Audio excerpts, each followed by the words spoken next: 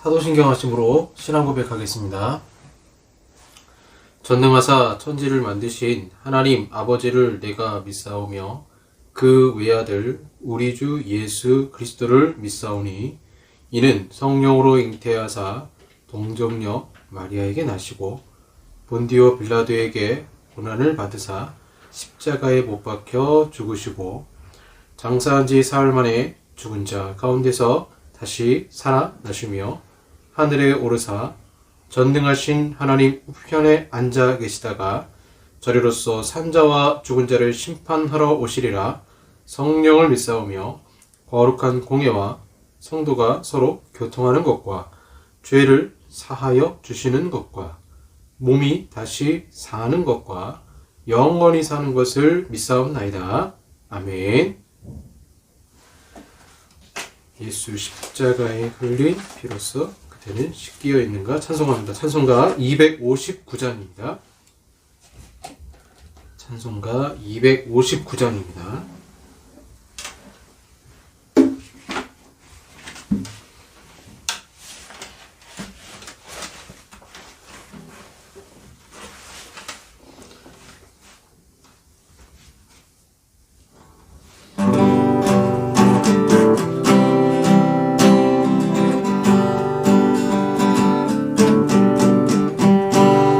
십자가에 흘린 피로써 그대를 씻기어 있는가.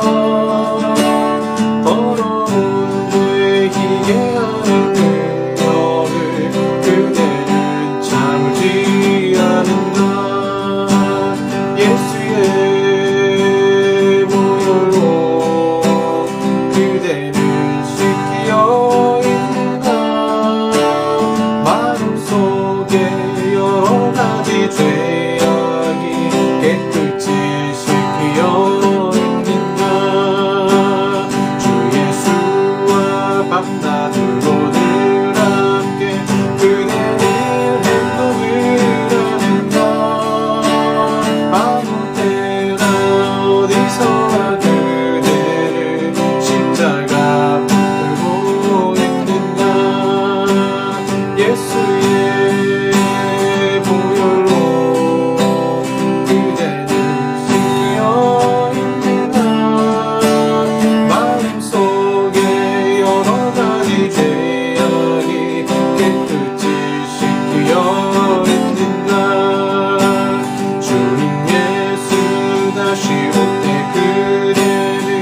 영접할 예복이 있는가.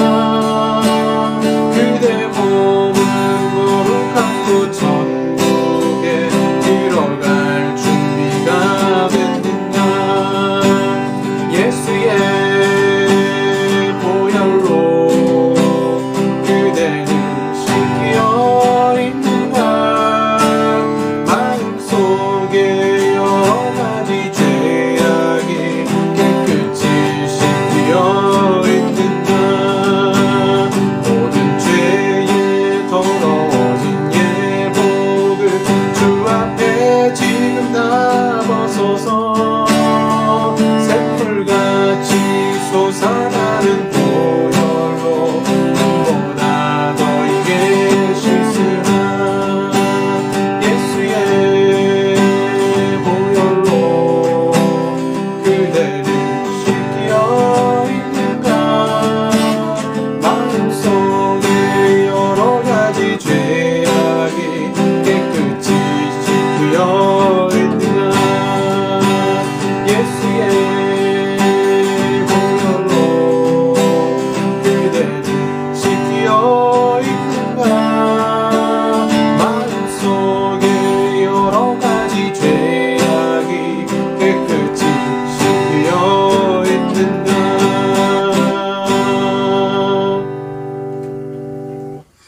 아멘. 기도하겠습니다.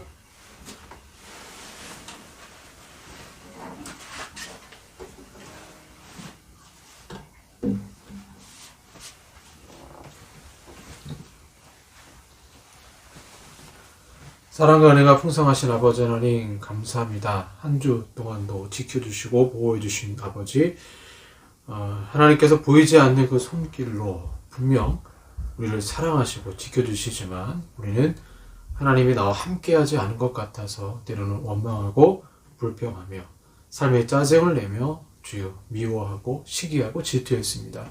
주님, 이러한 우리의 모든 죄악들 아버지 앞에 고백하오니 용서하여 주시옵소서. 코로나 블루로 정말 많은 사람들이 우울증에 시달리고 있습니다.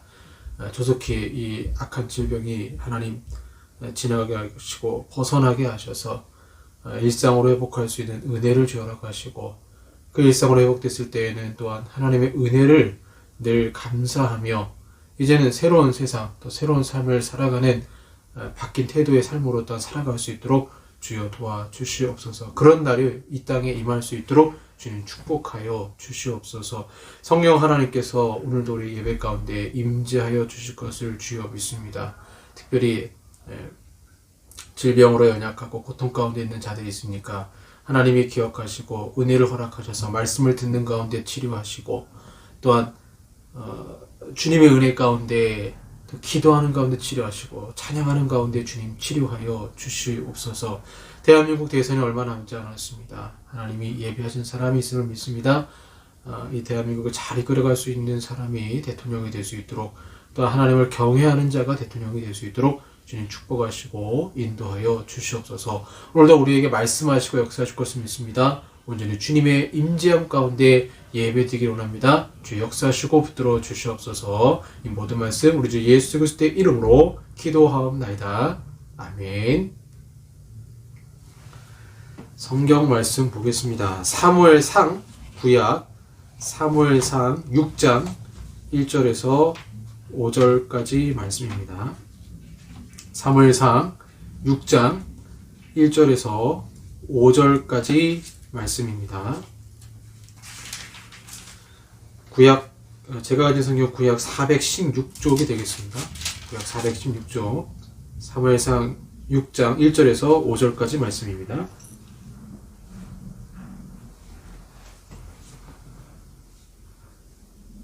제가 봉독하겠습니다. 여호와의 궤가 블레셋 사람들의 지방에 있은지 7달이라. 블레셋 사람들이 제사장들과 복술자들을 불러서 이르되 우리가 여호와의 궤를 어떻게 할까? 그것을 어떻게 그 있던 곳으로 보낼 것인지 우리에게 가르치라. 그들이 이르되 이스라엘 신의 궤를 보내려거든 거저 보내지 말고 그에게 속건제를 드려야 할지니라. 그리하면 병도 낫고 그의 손을 너희에게서 옮기지 아니하는 이유도 알리라 하니, 그들이 이르되 무엇으로 그에게 드릴 속건제를 삼을까 하니, 블레셋 사람의 방백의 수요대로 금 독종 5과 금 쥐 5마리라야 하리니 너희와 너희 통치자에게 내린 재앙이 같음이니라. 그러므로 너희는 너희의 독한 종교 형상과 땅을 해롭게 하는 주의 형상을 만들어 이스라엘 신께 영광을 돌리라. 그가 혹 그의 손을 너희와 너희의 신들과 너희 땅에서 가볍게 하실까 하노라. 아멘. 네, 오늘은 역병이라는 제목으로 말씀 전하도록 하겠습니다. 병명, 코로나 바이러스 감염증 19, 바이러스 종류, 사스, 코브2 이렇게 되어 있네요. 장소, 전 세계, 발생일 2019년 12월 31일, 발원지 중국 후베이성 우한시, 확진 환자 3억 3,825만 666명. 이게 월요일 자료니까 더 많이 늘어났겠죠? 사망자 556만 7,361명. 위키백과에 코로나를 치면 나오는 내용입니다. 벌써 2년하고 2개월째 접어들고 있습니다. 빨리 끝날 줄 알았던 코로나가 이렇게 오래 지속될 줄은 몰랐습니다. 마치 마스크가 신체의 일부가 된 느낌이 될 정도로 마스크는 일상화가 되었고 우리는 계속적으로 불편한 삶을 살고 있습니다. 월요일 저녁인가요? 저도 이제 마스크를 쓰고 일하는데 그날 좀 비도 오고 약간 습한 게 있었어요. 일을 하는데 굉장히 어지럽더라고요. 그래서 내가 왜 어지럽지 생각해 보니까 내가 마스크를 좀 오래 쓰고 있어서 어지럽구나라는 생각이 들었습니다. 그래서 정말 이제는 마스크를 벗고 싶다. 아무리 이것이 익숙해진다 할지라도 좀 벗고 지내고 살고 싶다라는 생각을 하게 됩니다. 최근에 제가 세계사를 바꾼 10가지 감염병이라는 책 완독을 했습니다. 역사를 좀 독특한 관점으로 서술하는 책인데요. 바로 질병의 관점으로, 이 질병의 관점으로 서술한 내용인데, 역사의 굉장히 중요한 순간순간마다 질병 때문에 제국주의가 실패한다거나 또는 제국주의가 성공한다거나, 뭐 예를 들면 북아메리카나 남아메리카를 정복을 할 때에 사실 그들의 이 서양 사람들의 총과 무기 때문에 그들을 정복한 것이 아니라요. 그 서양 사람들이 원래 가지고 있었던 그 자신들은 이제 병을 한번 치렀기 때문에 면역력이 있는 거죠. 근데 면역력이 없던 원주민들이 서양 사람들이 가지고 왔던 여러 가지 질병, 뭐 이질이라든가, 뭐 티푸스라든가, 뭐 그러한 유럽에 있던 풍토병이 전혀 경험하지 못한 원주민들에게 갔을 때에 그 질병 때문에 많은 원주민들이 죽고 결국에는 제국주의를 당하게 되는 경우를 보게 됩니다. 반대의 경우도 있죠. 공격을 하러 갔다가 그곳에 있었던 풍토병으로 인하여서 뭐 나폴레옹이 그렇죠. 나폴레옹이 러시아를 이제 소련을 공격하려고 했을 때에 그들을 괴롭히는 건 강한 추위와 함께 질병이었잖아요. 그 질병을 이기지 못하고 결국 돌아오게 되는데, 결국에는 뭐 전 세계를 정복하려고 하고, 독일도 마찬가지입니다. 세계 2차 대전 때, 2차 대전 때도 마찬가지고, 인플루엔자가 등장해서, 뭐, 연합군이든 독일군이든 굉장히 힘들어졌죠. 그러니까 병사들도 전염병이 생겨버리니까 전쟁을 치를 만한 여력이 없어요. 그러니까 서로 양쪽에 결국에는 이 질병으로 인해서 휴전을 할 수밖에 없는 상황이, 하나님이 그런 식으로 질병을 통해서 역사하셨던 거죠. 그래서 참 이 역사를 질병의 관점으로 서술한 내용인데 참 저에게 많은 유익이 있었고, 지금의 코로나 상황을 이해하는데 도움이 되었습니다. 그 책에 나오는 10가지 전염병은요, 감염병은 패스트, 인플루엔자, 콜레라, 말라리아, 이질, 하얀 패스트라고 하는 결핵, 천연두, 황열병, 티푸스, 매독, 10가지인데, 이 10가지는 인류의 역사를 바꾼 아주 중요한 질병입니다. 우리는 이제 11번째 질병을 맞이했습니다. 바로 코로나19입니다. 과거에 어떤 시점에서 역병이 나타난 이유를 알게 된다면 지금의 코로나19가 우리를 왜 이렇게 괴롭히고 있는지를 알 수 있을 거라는 생각이 들었어요. 그리고 성경은 하나님이 심판의 도구로 역병을 사용하는 경우가 많아요. 이스라엘 백성에게는 당신과 언약할 때 순종하면 애굽의 10가지 재앙과 같은 재앙을 내리시지 않겠다고 하셨고, 그 10가지 재앙 중에는 분명 역병도 포함되어 있습니다. 짧게 하나님이 세상의 역사를 주관하실 때 역병을 어떻게 사용하시는지, 물론 이 역병조차도 하나님이 허용하신 거죠. 인간의 욕심과 죄로 인해서 생겨난 질병인데 하나님이 이걸 허용하신 것입니다. 그래서 인간의 욕심과 죄 때문에 역병이 돌고 그 고통을 당하는데, 왜 하나님은 그것을 허용하셔서 합력하여 선을 이루시는지, 그 때가 어느 때인지를 오늘 말씀을 통해 살펴보겠습니다. 오늘 본문의 배경은 사사시대 때 타락한 엘리 제사장 가문으로 인하여서 블레셋과 전투가 벌어졌는데, 계속 전쟁에 지니까 우리가 하나님의 언약궤를 가지고 가자 얘기를 한 거죠. 하나님의 언약궤를 가지고 전쟁을 치른 적이 있었습니다. 여호수아도 그렇고. 그래서 그것이 비성경적이다라고 말할 수는 없죠. 하나님의 언약궤를 얼마든지 전쟁에 하나님의 임재를 간구하면서 이제 가져갈 수 있어요. 그렇지만 실제적 내용의 삶에 있어서는 하나님과 전혀 교제함이 없고 껍데기로만 그냥 하나님 섬긴다라고 해서 전쟁에 승리하는 게 아니잖아요. 특별히 엘리 제사장 가문 같은 경우에는 엘리 제사장도 눈이 어두워지고 본인이 영적으로 완전히 무기력한 상태에 빠지고, 그 자녀들 또한 굉장히 큰 죄를 저지르죠. 하나님이 원하시지 않은 불을 드린다거나 이 고기를 날것으로 먹는다거나 하는 그런 성전의 규칙과 그다음 레위기 율법을 완전히 무시하는 행동들을, 하나님을 경홀히 대했다 이렇게 나오거든요. 그렇기 때문에 그 제사장 때문이라도 하나님은 블레셋과의 전투에서 너희들이 아무리 언약궤를 가져간다 해도 나는 너희를 도와주지 않겠다. 그래서 기가 막힐 일이 일어납니다. 엘리 제사장도 언약궤를 뺏겼다는 소식에 목이 부러져 죽었어요. 비대한 몸을 가지고 있다가. 전쟁에서 지는 것도 굉장히 슬픈 일이지만 이스라엘 백성들에게 있어서 더 이 자괴감에 빠지게 하는 것은 바로 언약궤를 뺏겼다라는 거죠. 굉장히 중대한 사건입니다. 블레셋은 언약궤를 탈취하여 하나님의 궤를 자신들이 믿고 있는 다곤 신전에 두었습니다. 다곤의 신의 발바닥 밑에 언약궤를 두겠다는 거예요. 그래서 자신들이 믿는 우상 다곤이 하나님보다 더 위대하다고 드러내기 위해서 한 행동이죠. 이는 신성 모독적인 행동으로 하나님은 이를 가만두시지 않았습니다. 다곤 신전이 있었던 아나돗 지역에 하나님은 역병을 발생시킨 거죠. 그래서 사무엘상 5장 6절에 이렇게 나옵니다. 여호와의 손이 아스돗 사람에게 엄중히 더하사 독한 종기의 재앙으로 아스돗과 그 지역을 쳐서 망하게 하니 학자들은 독한 종기를 패스트로 보고 있어요. 패스트. 보통 흑사병이라고 불린 패스트의 증상이 바로 독한 종기가 났기 때문입니다. 본문에는 하나님이 친히 블레셋의 아나돗에 역병을 일으켰다라고 나오고 있습니다. 세계사를 보면 패스트가 특별히 맹위를 떨쳤던 시기가 14세기입니다. 그래서 왜 14세기에 패스트가 전 세계 팬데믹이 될 수 있었던 것인가 두 가지 큰 사건을 얘기하는데요. 하나는 십자군 원정이고 또 하나는 몽골 대제국 사건입니다. 십자군 원정은 1096년에 시작됐죠. 제1차 십자군 원정. 총 7차례 이제 그 당시 이슬람을 지배하고 있었던 셀주크 왕조를 공격을 했는데 예루살렘 성이 그 당시 그러니까 이슬람에게 뺏겼잖아요.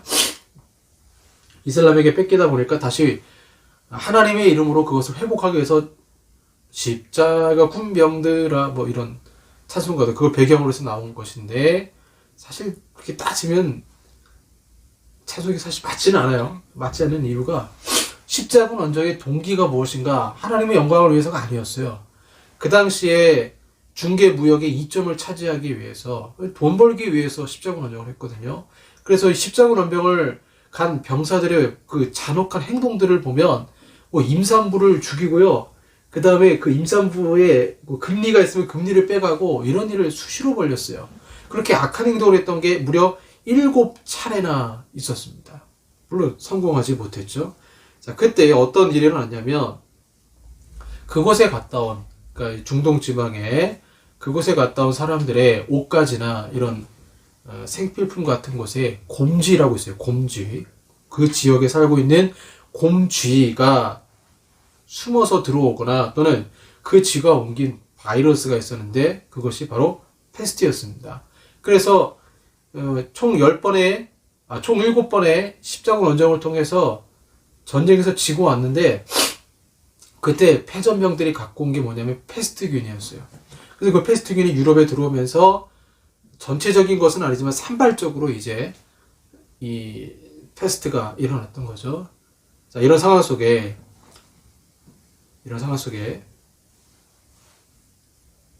이런 이제 배경을 하는 동화가 있었죠. 바로 하멜론의 피리 부는 사나이죠.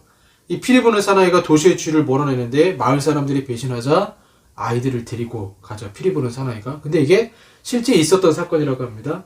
뭐 똑같은 일은 아니라 할지라도 패스트로 그 당시에 많은 아이들이 죽었다라는 것을 동화로 써낸 거죠. 패스트가 세계화된 결정적 계기는 몽골 제국에 있습니다. 몽골이 전 세계를 정복하고 그때가 이제 13세기였어요. 13세기에 이제 전 세계를 유럽까지 이제 정복을 하잖아요. 그리고 그것이 몽골 제국의 전 세계 통일이 14세기 패스트 팬데믹의 결정적 트리거가 돼요.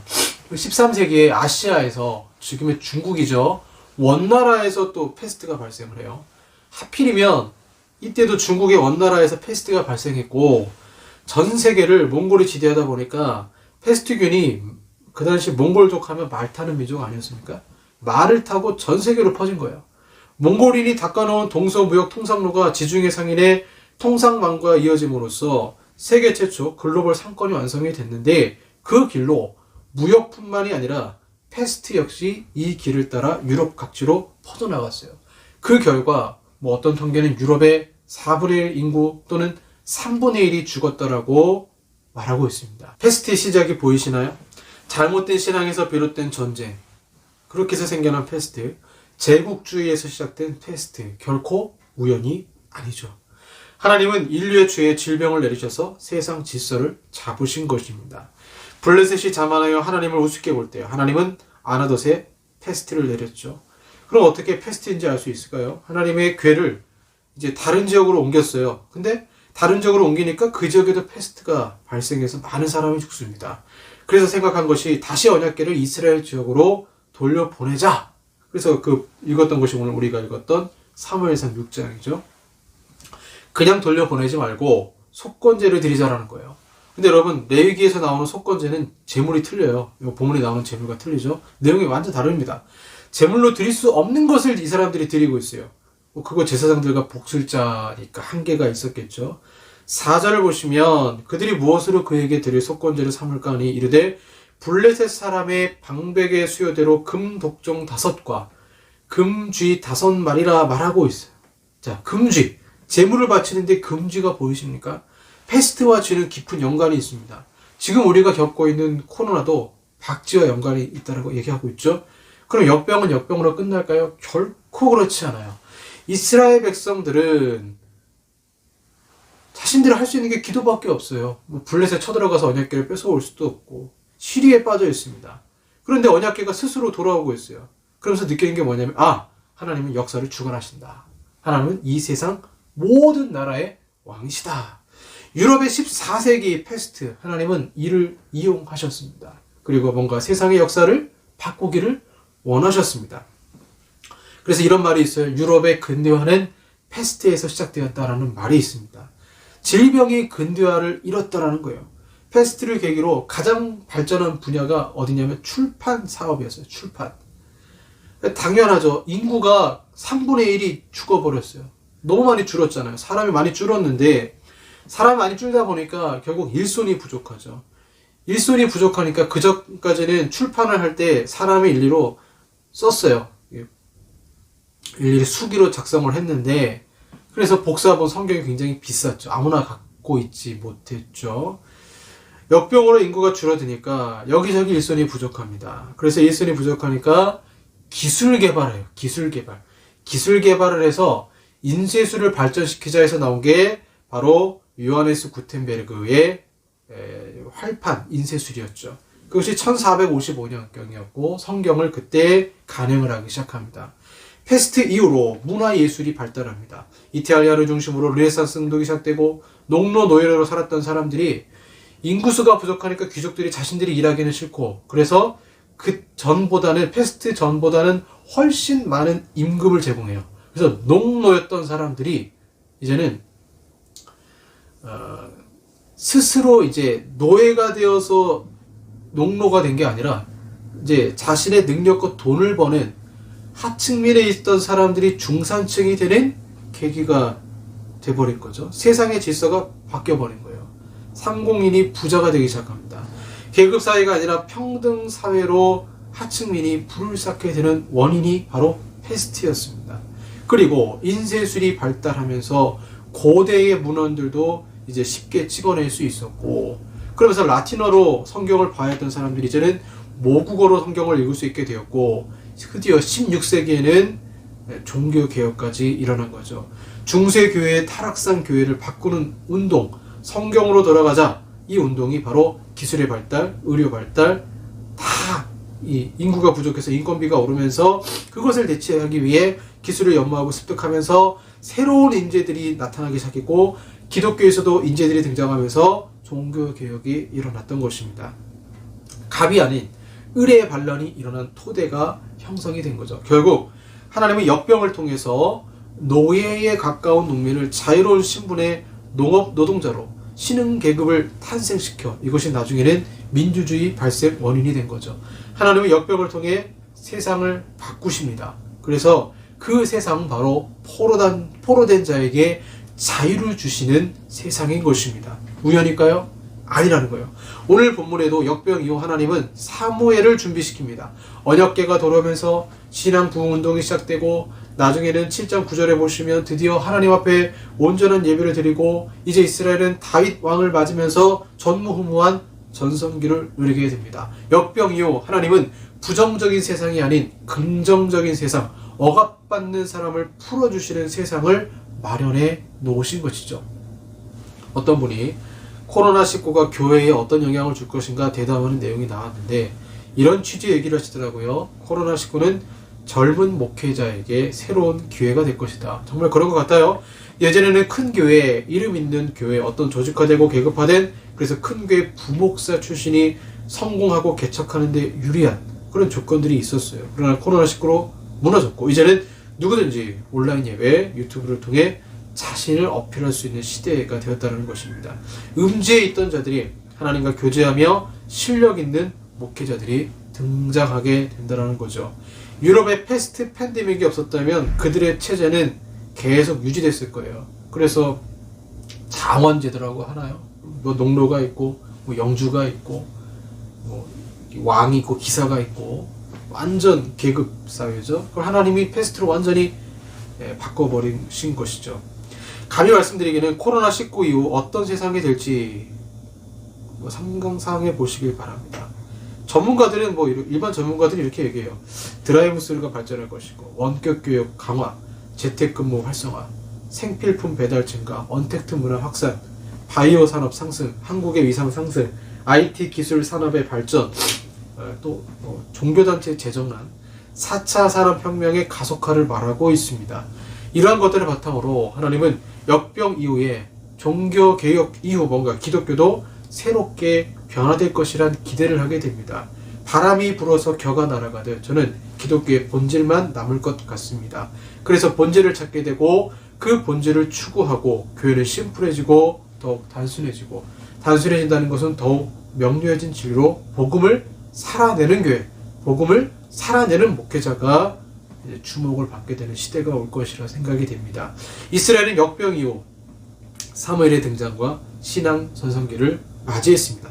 유럽은 14세기 패스트로 썩은 물이 바뀌고 새로운 세상이 등장했습니다.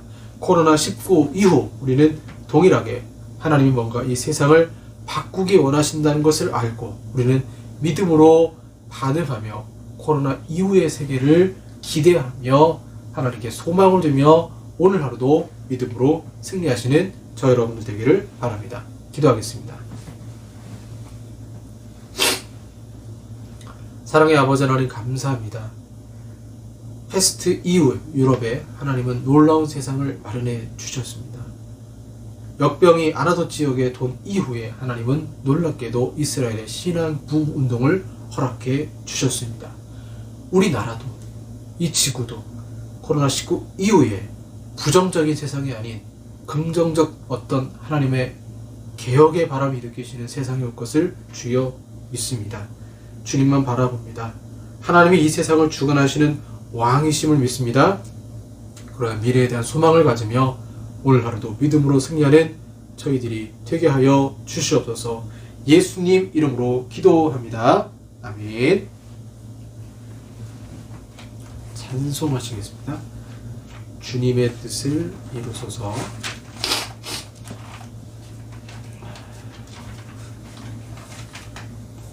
찬송가 425장 찬양하겠습니다.